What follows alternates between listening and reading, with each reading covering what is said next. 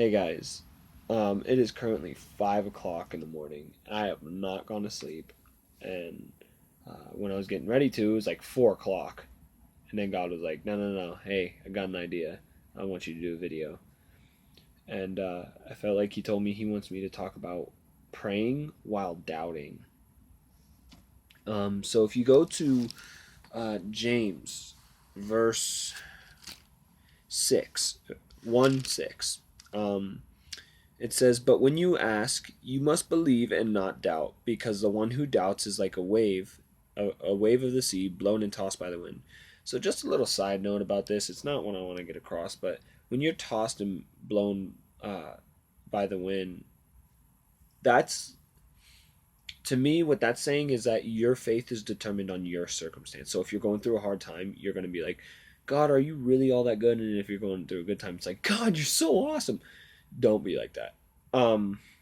So anyway, I wrote some stuff down, and here's the first thing that I got from this. If you ask for wisdom or strength slash perseverance, uh, and you doubt that you will receive that when you are not stable in your then you are not stable in your faith.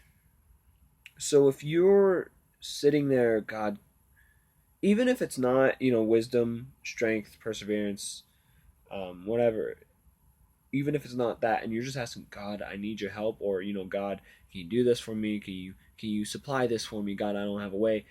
But you doubt, you're not stable in your faith in what God can do for you. Um, my One of the points that I have for this is this could be because you don't know God. See, you can know about God, but that doesn't mean that you know God. See, God can know you, but that doesn't mean that you know God.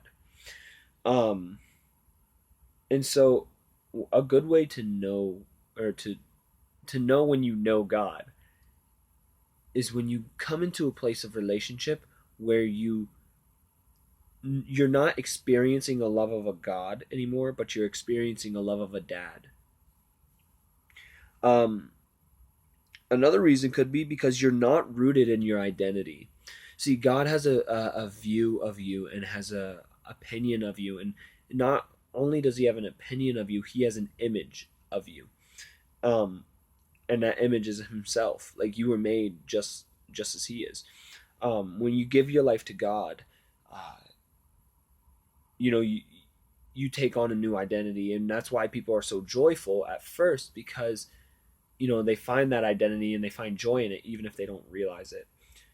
But um, when you're not rooted deep into that, Jesus talks about the soil, different types of soil. When you're not rooted in the good soil, you're not going to stay in the faith. So you have to be rooted in your identity, which is to be rooted in God, to stay in your faith. Um, my next point is verse 7. Um, right after it says, if you're blown and tossed by the wind, that person should not expect to receive anything from the Lord. So if you doubt, you will not receive what you've asked for. Um,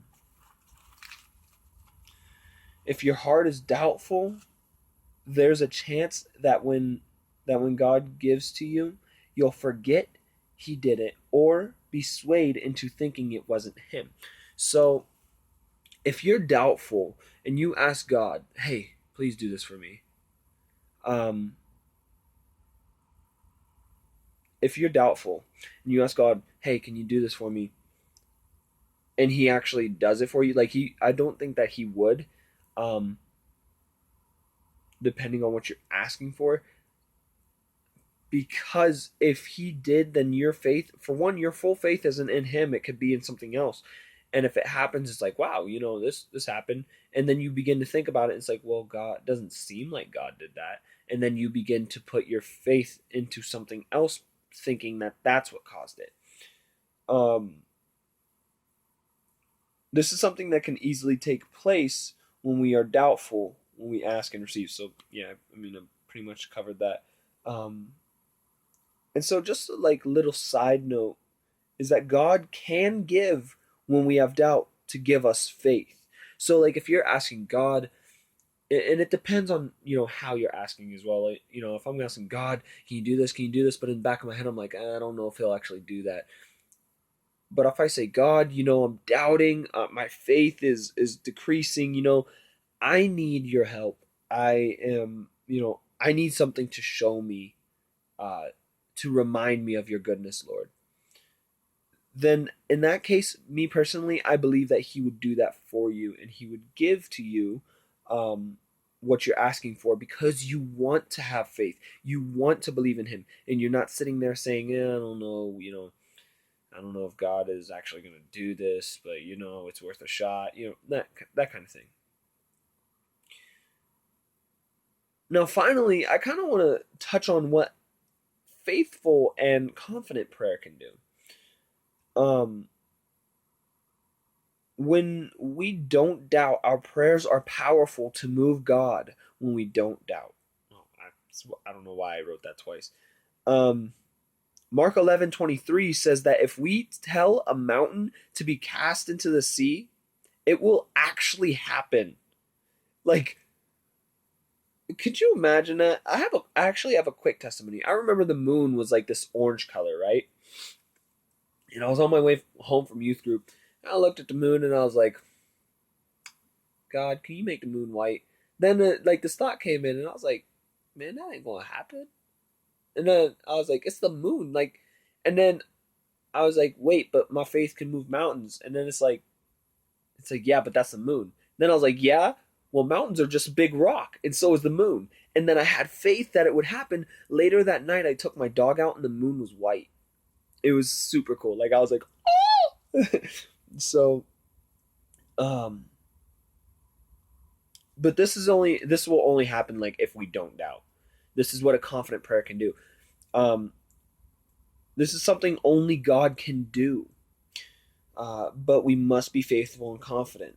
So when we ask God to do something and we're faithful and we're confident, it moves Him to do something. And because it's something that only He can do,